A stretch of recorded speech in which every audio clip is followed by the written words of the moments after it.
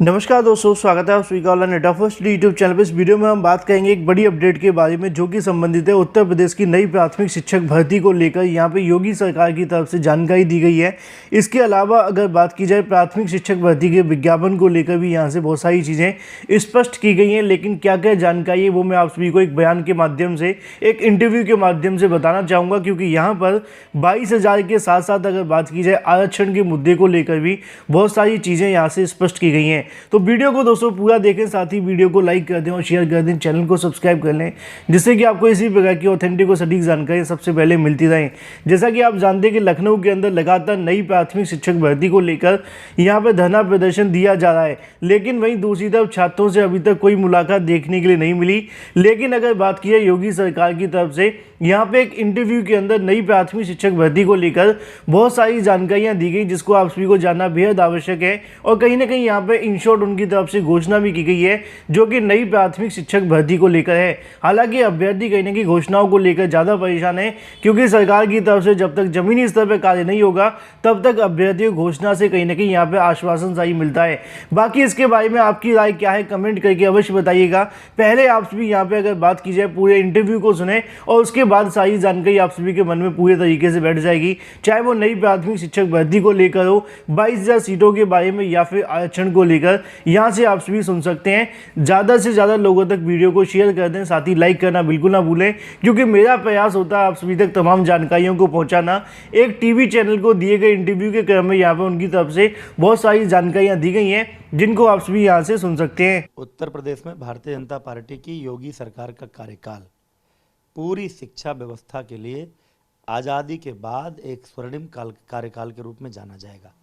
वो जाना जाएगा ऑपरेशन कायाकल्प को लेकर, वो जाना जाएगा 1.25 लाख से अधिक शिक्षकों की भर्ती को लेकर, वो जाना जाएगा 1,80,00,000 विद्यार्थियों को अच्छा यूनिफॉर्म, जूता, मोजा, स्वेटर, किताब और बैग निःशुल्क देने के लिए, वो जाना जाएगा नकल मुक्त परीक्षा कराने के लिए, वो जाना जाएगा 8 नए राज्य विश्वविद्यालयों, 51 से अधिक राजकीय महाविद्यालयों, 250 से अधिक इंटर कॉलेजों, 28 पॉलिटेक्निक और 79 ITI की स्थापना के लिए। किसी एक सरकार के एक कार्यकाल में इतनी बड़ी संख्या में शिक्षण संस्थानों की स्थापना कभी नहीं हुई। लेकिन सर, विपक्ष सवाल उठाता है कि आपका कार्यकाल जाना जाएगा कि आपने भर्तियों में इतना विवाद कर दिया कि वो भर्तियां लंबित हैं, बेरोजगार संघर्ष कर रहे हैं, उन्हें लाठियां मिल रही हैं। कहाँ लंबित हैं? अगर लंबित होती तो हम 1.25 लाख शिक्षकों की भर्ती कैसे करते?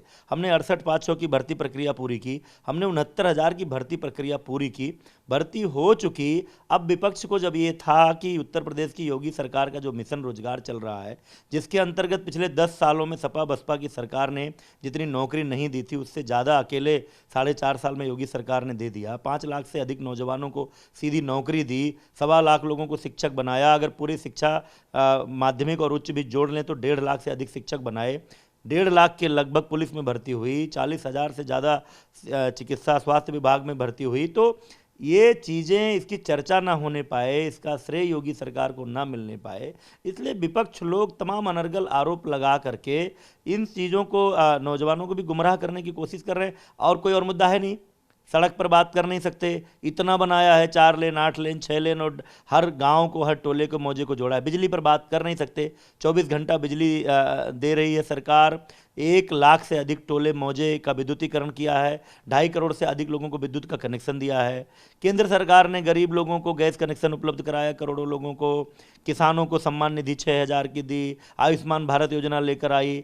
उत्तर प्रदेश की सरकार केंद्र सरकार के 48 योजनाओं में प्रथम क्रमांक पर है। सबको आवास मिल रहा है, शौचालय मिल रहा है, कानून व्यवस्था ऐसी है कि मुख्तार और अतीक भी पानी मांग रहे हैं। बुलडोजर लगातार चल रहा है, बुलडोजर चल रहा है, तो इन सब मुद्दों पर बात कर नहीं सकते। अच्छा सर, लेकिन तो जो इसलिए नौजवान एक सॉफ्ट टारगेट होता है, तो नौजवानों को उकसाने। अच्छा, जो इशू है 69,000 का, तो सर कहाँ कोई समस्या फंस रही है जिसके चलते इनका समाधान नहीं हो रहा? क्योंकि वो कह रहे हैं ओबीसी कमीशन ने भी रिकमेंड किया था, उसका भी आदेश है। देखिए, आरक्षण के निर्धारण का एक फॉर्मेट होता है, एक उसका परमुटेशन कम्बिनेशन होता है, हॉरिजॉन्टल रिजर्वेशन होता है, वर्टिकल रिजर्वेशन होता है, कई तरह के। एक तो मेन रिजर्वेशन होता है जो जिसमें ओबीसी SC ST का, फिर अलग अलग महिला हैं, स्वतंत्रता संग्राम सेनानी हैं, भूतपूर्व सैनिक हैं, दिव्यांग हैं।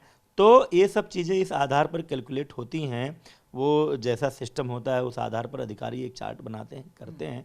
हम पहले भी कह चुके हैं कि भाई चाहे हमारे राष्ट्रीय पिछड़ा वर्ग आयोग का ऑब्जर्वेशन हो, चाहे अभ्यर्थियों को कोई शिकायत हो, इन सब चीज़ों को लेकर के कुछ लोग कहते हैं साहब इतने पद रिक्त हैं आप क्यों नहीं भर रहे हैं। एक बात बार बार अभ्यर्थी नहीं समझने की कोशिश करते हैं।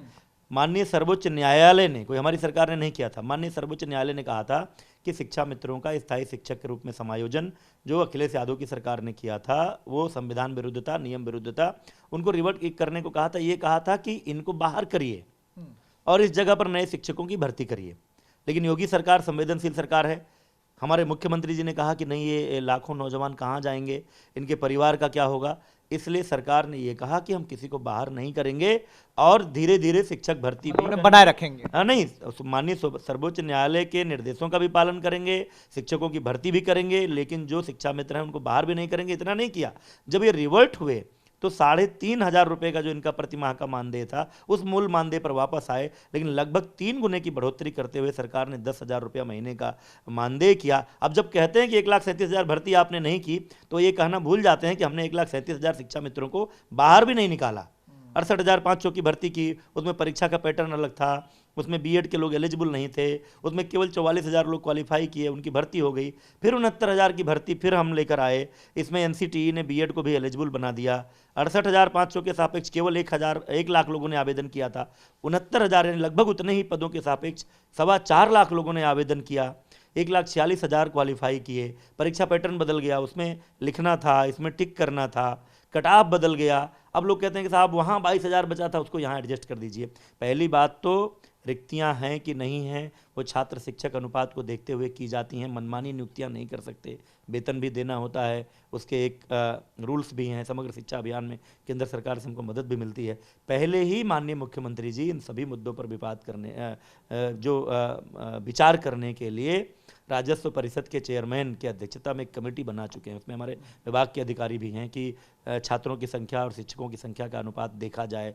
अगर हम बार बार कह रहे हैं कि अगर छात्र शिक्षक अनुपात को देखते हुए रिक्तियां होंगी तो जो सरकार मिशन रोजगार चला रही है उसने कोई पूर्ण विराम थोड़े लगाया है। जब रिक्तियां होंगी आवश्यकता अनुसार तो उनकी भर्ती होगी। लेकिन जब भी कोई नया पद होगा तो उसको नए तरीके से भरना पड़ेगा। कोई मनमानी नहीं कर सकती सरकार, जिस पद को जहां चाहिए भर दीजिए। लेकिन फिर भी इन सब चीज़ों पर विचार करने के लिए कमेटी है, उस कमेटी का निष्कर्ष आने दीजिए, उसके अनुसार हम काम करेंगे। मतलब कमेटी की रिपोर्ट का वेट करना चाहिए अभ्यर्थियों को, क्योंकि सरकार ने इनकार नहीं किया, इसका हल निकाल रही है। हाँ बिल्कुल, देखिए योगी सरकार संवाद करने वाली सरकार है, समाधान करने वाली सरकार है, संवेदनशील सरकार है, विकास परक सरकार है। इसलिए मैं बार बार अपने उन भाई बहनों से कहता हूं कि जो अभ्यर्थी हैं आप धैर्य रखिए, पूरी ईमानदारी पूरी पारदर्शिता से भर्तियां हो रही हैं। गांव का गरीब आदमी, मजदूर का बेटा, रिक्शे वाले का बेटा भी नौकरी पा रहा है। इसलिए आप अपनी तैयारी रखें, जब पद रिक्त होंगे तब भर्ती के विज्ञापन होंगे। और जैसे 4.5 साल में 5 लाख नौजवानों को भर्ती मिली है,